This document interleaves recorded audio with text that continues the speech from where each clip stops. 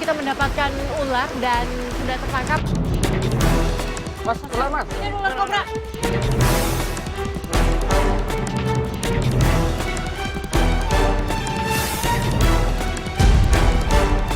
Ini ular apa? Coba lihat. Oh, ini jenis ular tanah.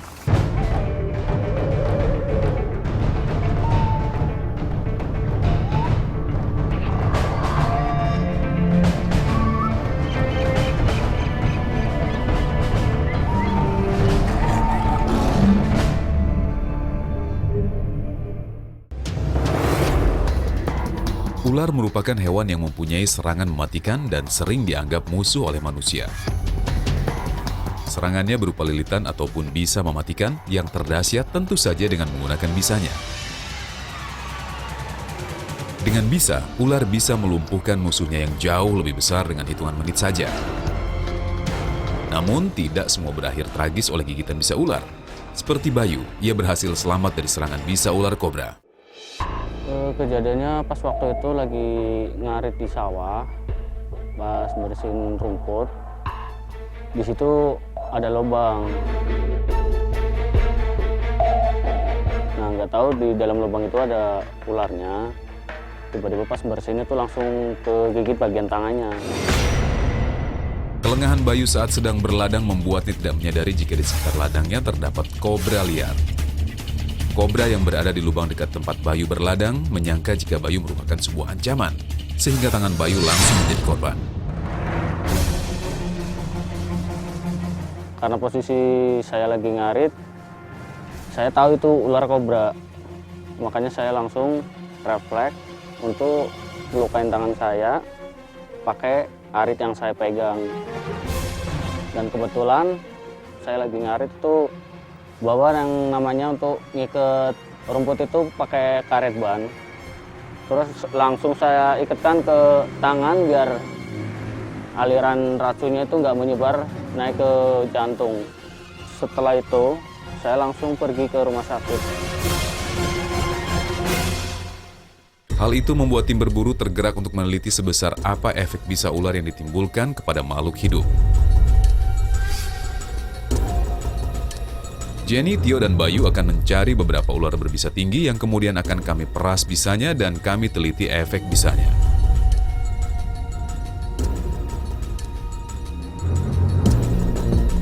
Kami berjalan menyusuri sungai di hutan sekitar ladang Bayu bekerja.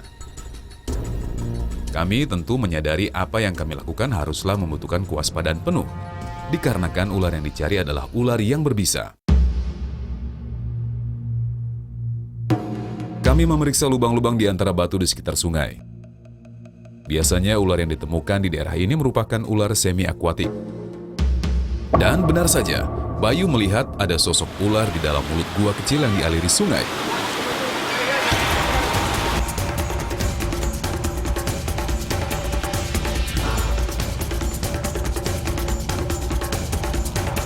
Tanpa buang waktu, Tio meluncur ke arah ular yang ditunjuk Bayu.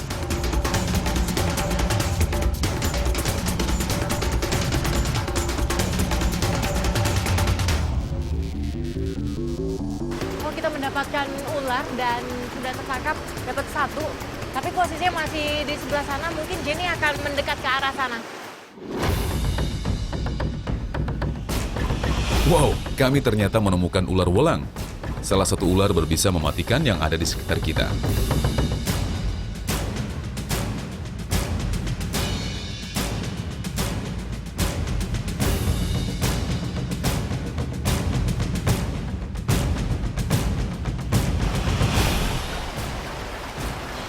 Kita menemukan ular belang dan ini ular yang berbahaya dan memiliki bisa yang tinggi, yaitu bisa neurotoxin.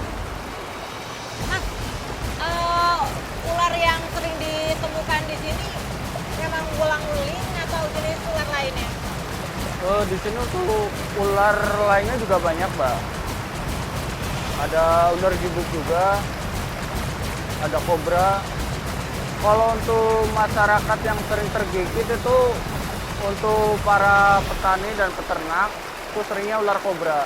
Nah, maksudnya biasanya masyarakat di sini, khususnya para petani, Iya. dia tergigit oleh ular welang ini. apa sih yang harus diatasi oleh petani ini? Ya, yang pertama yang harus dilakukan adalah yang korban itu tidak boleh ngantuk karena efek dari gigitan ular ini ngantuk yang luar biasa. Apabila tertidur maka orang itu akan meninggal. Yang harus dihindari mempertahankan dia tidak ngantuk dan berusaha untuk segera ke rumah sakit. Tempat favorit Wolang memang berada di daerah lembab dan cenderung menyembunyikan diri di siang hari. Reptil yang bernama latin Bungarus fasciatus tersebut termasuk hewan nokturnal meskipun jika bertemu manusia, mereka akan cenderung pasif. Tapi jangan tanyakan kualitas bisa dari Wolang. Sekalinya menggigit, tingkatan bisanya melebihi kualitas bisa kobra. Sifat bisanya adalah neurotoksin yang dapat merusak sistem saraf di tubuh kita secara cepat. Sekarang kita peras bisanya, ambil botol yang di sana.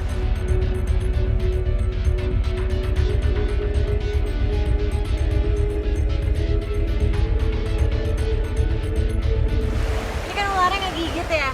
Jadi Iya. kalau pas waktu dia ngegigit manusia juga sama dia ngegigit kayak gitu? Dia sama kayak gini, dia akan mengunci, bahkan coba lihat, dia cukup kuat, cukup susah untuk dilepaskan. Nah ini dia. Ya sudah, sekarang kita rilis ular bolanya dan Iya. kita akan melanjutkan pencarian. Ya.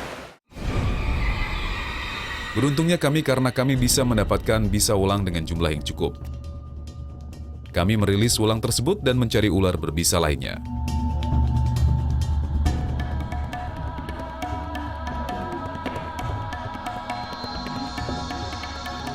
Kami bergerak ke arah ladang tempat Bayu bekerja.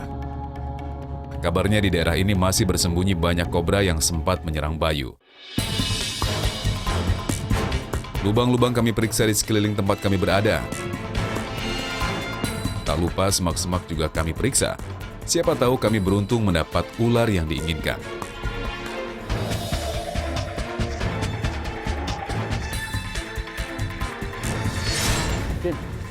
Ketika Bayu memeriksa lubang di sebuah batu, ia nampak menemukan seekor kobra. Mas, ular mas. Ini ada ular kobra. Tio dan Bayu coba mengeluarkan ular tersebut di tempat yang lebih luas. Namun ular yang mempunyai tudung di lehernya ini memberi perlawanan kepada kami. Tak lupa kacamata pelindung menjadi perlengkapan wajib dikala menghadapi ular kobra.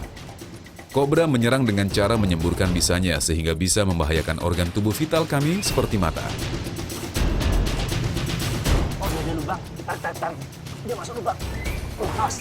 Mas, mas. Hati-hati masih. Wih, lihat. Ular kobra ini mulai menyemburkan bisanya ke arah Awas. Bayu. Dia melakukan serangan yang cukup cepat, menghindar, namun ketika dia menyerang berbalik, dia cukup kuat, cepat dia.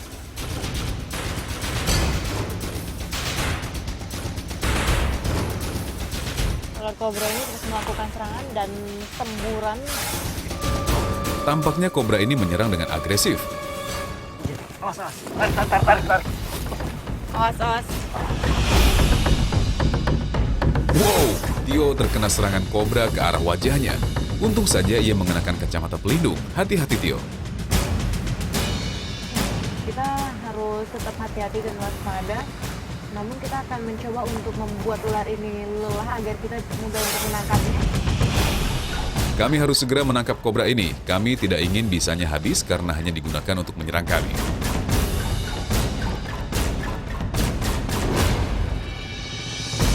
Ini polanya. Kami menunggu momen yang tepat. Siapin tabung jet. Oh, hati-hati. Dan, yap, korban ini berhasil dalam kendali. Ini mas. Dengan cepat, kami segera mengambil bisa kobra tersebut ke dalam botol. Nah ini dia. Wow. Wih, dia warna bisanya nggak terlalu kuning ya. Iya, dia berwarna sedikit bening. Beda sama ular bungarus yang tadi kita dapatkan pertama. Tapi ini udah lumayan di sini. Oke, kita simpan. Udah lumayan ya. Iya. Oke, sekarang kita tulis ularnya di sini dan 1, 2, 3. Iya. Oke, masukkan sampelnya. Kita kemana arahnya? Kita langsung naik ke atasan aja. Oke, yuk.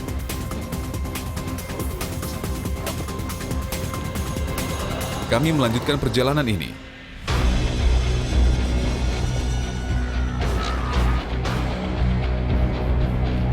Tak terasa malam siap menjemput senja, semangat kami belum pudar untuk menemukan ular berbisa lainnya.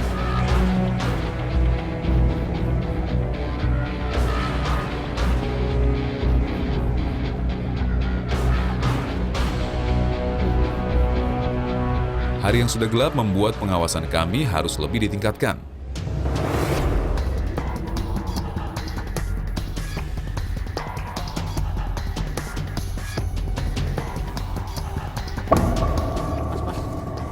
Ini ular apaan, Mas? Coba lihat. Oh, ini jenis ular tanah atau ular gibuk. Pencarian kami membuahkan hasil. Ular viper berbisa mematikan ini bersembunyi di antara semak-semak. Kami langsung mengamankannya.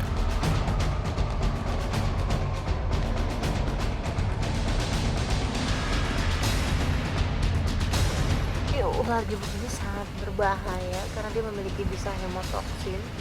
Nah, apalagi di malam hari apabila ada orang yang berjalan tidak melihatnya, itu bisa dipatok.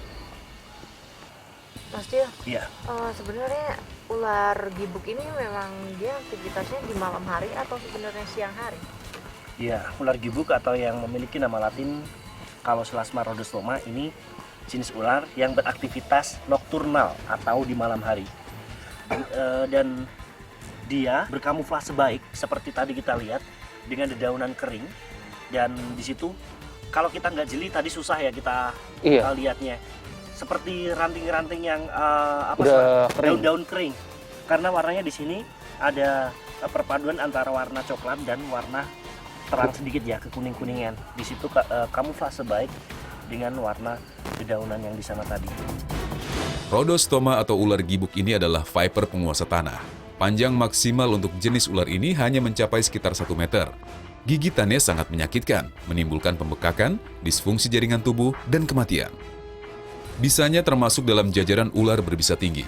Rhodostoma merupakan tipe penunggu dan bukan ular yang aktif untuk menyerang kecuali mereka diserang. Di antara ular yang tadi udah kita temukan, Iya. paling tinggi itu yang mana, Mas? Untuk kandungan bisanya? Untuk skala mematikan lebih cepat itu lebih ke Bungarus fasciatus. Ketika tergigit dia memiliki efek langsung ngantuk kemudian meninggal. Kalau ini mungkin ada beberapa fase seperti bengkak, kemudian seperti pusing, mual, atau muntah darah seperti itu. Dan kita masih bisa selamat apabila mendapatkan penanganan yang cukup cepat. Nanti kita Iya. akan mencoba untuk mengambil sampel bisa dari ular gibuk ini.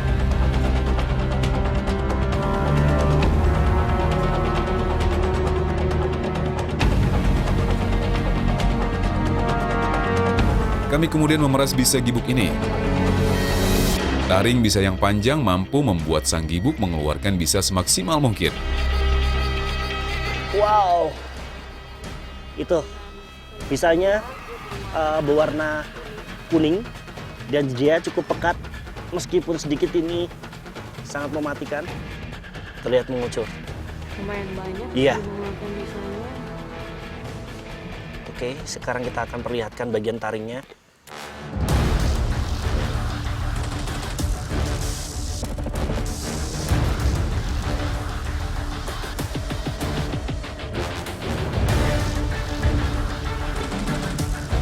Oke. Ya, Iya, sampel ular gibuk bisanya sudah kita dapatkan. Iya. Nah, Jenny rasa cukup pemburuan kita kali ini karena kita sudah menemukan beberapa sampel ular yang berbisa yang berbeda. Seperti yang pertama ular Ular ulang. ular ulang, Iya. ular kobra, dan sekarang ular gibuk. Kita Iya. sudah mendapatkan 3 sampel ular yang berbisa yang memang memiliki bisa yang berbeda juga. Kita akan melanjutkan perjalanan besok karena sampel ini akan kita taruh di laboratorium di medis. Sekarang waktu kita balik ke base camp. Iya. Tapi sebelumnya kita harus liris ularnya. Oke. Tanpa terasa kami telah menemukan 3 bisa ular yang berbeda. Selanjutnya, kami akan membawa contoh bisa ini dites kepada dokter hewan dekat base camp kami.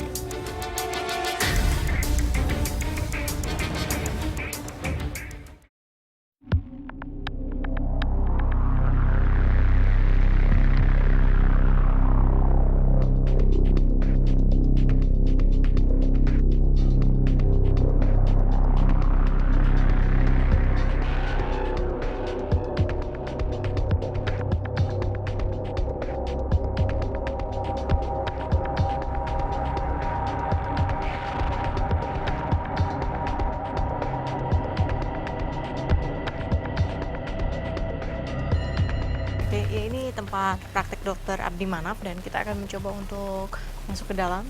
Kita ketok dulu Mas ya. Iya. Permisi. Oh, Iya. Mari. Halo dokter. Iya. Mari. kemarin kita udah dapatkan ularnya dan sudah kita peras.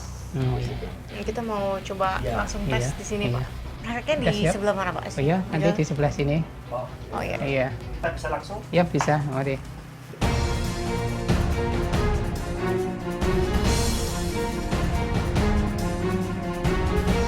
Nah, di sini sudah disiapkan 3 sampel perkus yang akan kita uji coba aja.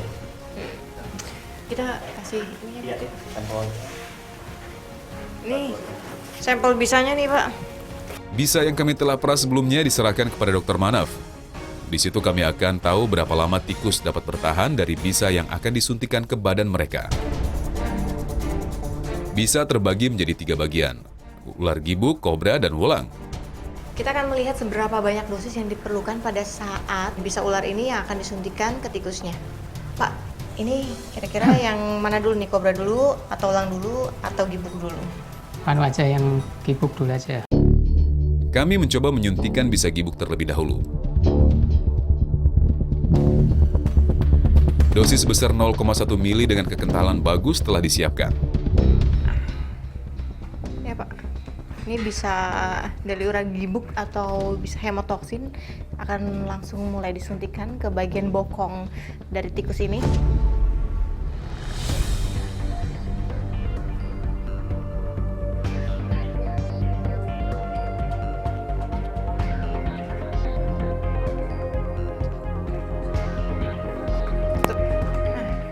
Kita akan melihat efeknya kira-kira dalam berapa lama. Kita coba nyalakannya. Dan ternyata hanya dalam waktu kurang lebih 30 detik saja, tikus yang disuntikan sudah mati.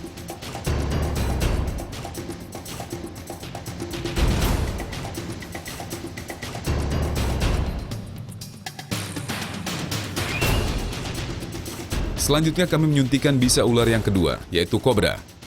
Dosis yang digunakan adalah 0,05 mili dengan kekentalan kurang baik. Kayak gini mulai ya, timernya. Kami menunggu reaksi dari tikus yang disuntikan. Ini udah 2 menit 42 detik.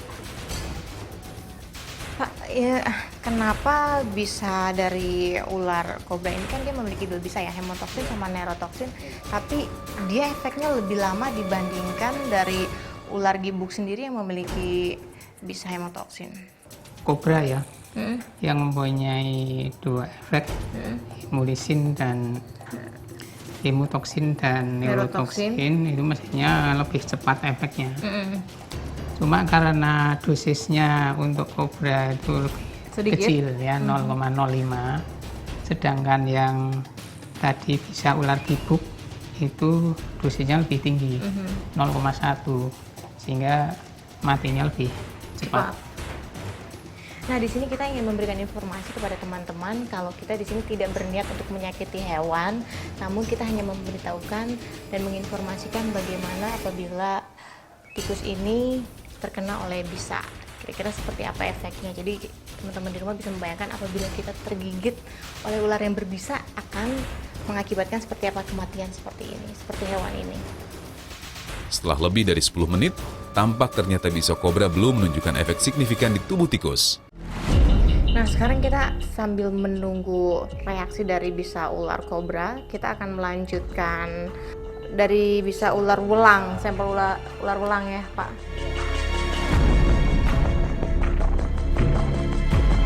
Terakhir kami menyuntikkan bisa welang ke badan tikus selanjutnya dengan dosis 0,05 mili dan kekentalan yang bagus.